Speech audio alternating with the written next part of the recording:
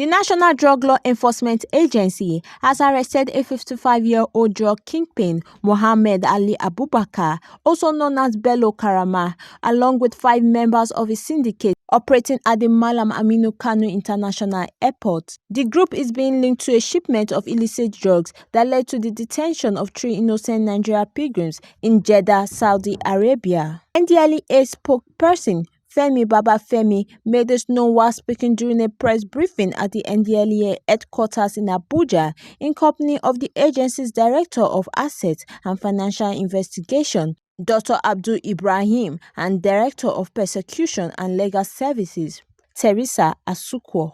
Babafemi says that the agency is already engaging with Saudi authorities to secure the release of the detained Nigerians.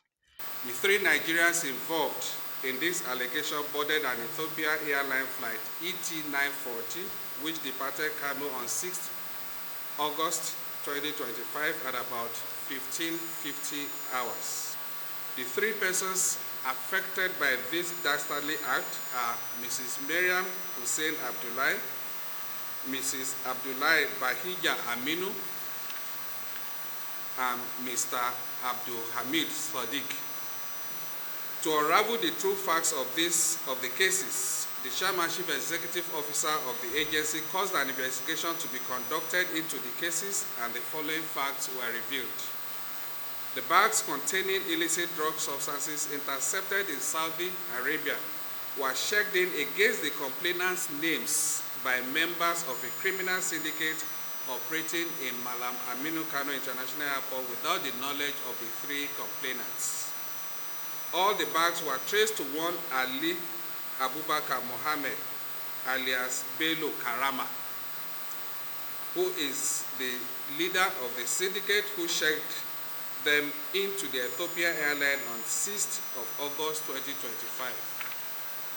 Same day, the 3 complainants traveled on board the same airline from Kano en route Addis Ababa to Jeddah. It is interesting to note that the said Ali Abubakar Mohammed, that is alias Karama, who also traveled to Jeddah on the same date, boarded Egypt Air rather than the Ethiopian line where he checked in the contaminated bags.